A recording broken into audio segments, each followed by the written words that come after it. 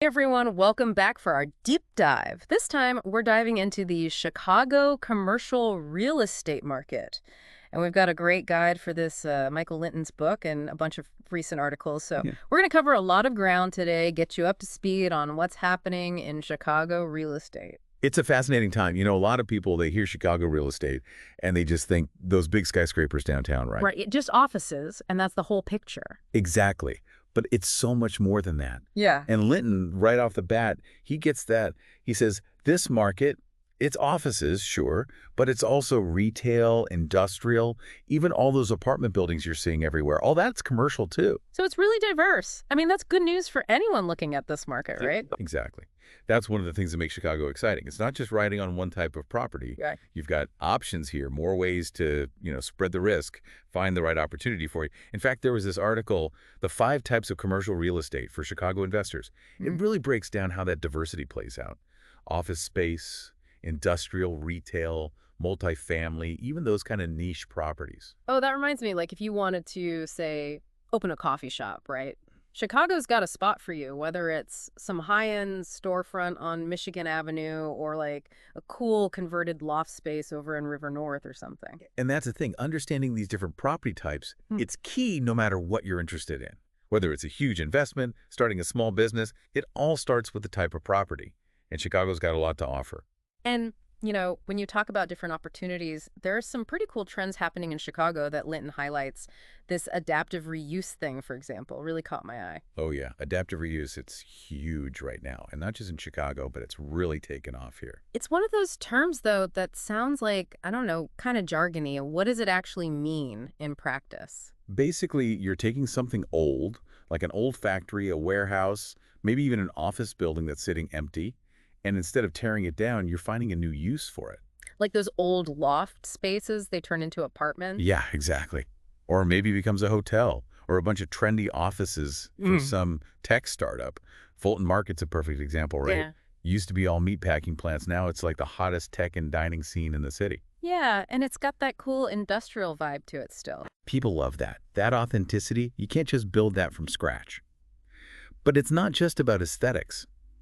Adaptive reuse is booming for a couple of big reasons. One, less people are working in traditional offices these days, right? So you've got these buildings sitting empty. So you got to do something with them. Exactly. And on the flip side, you've got this whole generation that wants something different.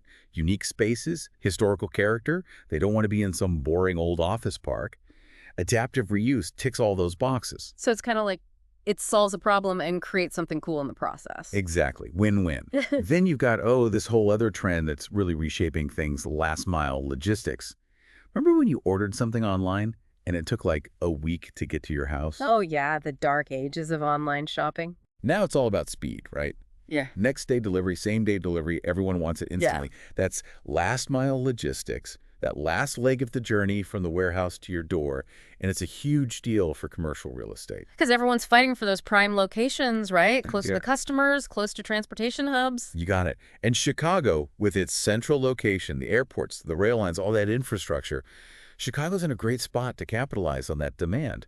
That's why you see so much activity around O'Hare, for example. Okay, so we've got all this positive stuff happening, but I gotta imagine it's not all easy money in Chicago real estate, right? Lennon definitely hints at some challenges too. What should people be aware of? Well, you did mention taxes earlier, and I have to imagine those are a major factor in Chicago. Well, absolutely. I mean, Yeah. it's no secret, right? Chicago's property taxes, they're some of the highest in the country, and that's something every investor has to factor in. It's not just what you pay up front, but that ongoing cost, it adds up. Definitely something to think about, for sure. And what about the whole office situation? I mean, we talked about adaptive reuse, but are things really that shaky in the office market? It's definitely a mixed bag. On the one hand, yeah, you see those articles like that one, Chicago's commercial real estate, an 89% loss, and that's like, whoa, that's a scary number. Some office buildings are definitely struggling. Yeah, 89%, that'll get your attention. But then again, there's that other article, Chicago leads in commercial real estate investment in 2023, and it seems like overall investment is up. So it's not like the whole market's going down in flames. So it's more like you got to be really strategic, know what you're doing, do your homework, especially when it comes to location, right? Absolutely. Knowing the neighborhoods, that's key. And that's where Linton's guide It's a good starting point. He breaks down some of those key areas like the Loop. Obviously, that's the heart of it all. Yeah, the big skyscrapers, everyone's got that image in their head. Right.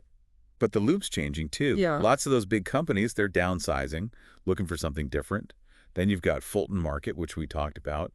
That's the poster child for transformation, attracting all the cool kids. Tech companies, startups, trendy restaurants, all that. Exactly. And then O'Hare, that's your logistics hub, all about being close to the airport, distribution centers, all that. Right, makes sense. But are there any areas that, I don't know, maybe Linton missed?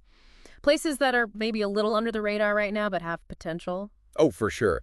That's the exciting part. Linton focuses on the big players, but you've got neighborhoods like Pilsen, Logan Square, they're really starting to heat up. Lots of artists, young professionals moving in, that kind of creative energy. So those are the areas to watch, maybe get in early before they really blow up. Could be, but like any investment, there's always a risk, right? Yeah. You gotta have a stomach for it. But that's Chicago real estate for you. Always changing, always something new happening. Well, this has been an amazing deep dive. I feel like I've learned so much about Chicago real estate. Thanks for breaking it all down. My pleasure. Always happy to talk about this stuff. And for our listeners, if you want to learn even more, be sure to check out Michael Linton's book. We'll have a link to that in the show notes.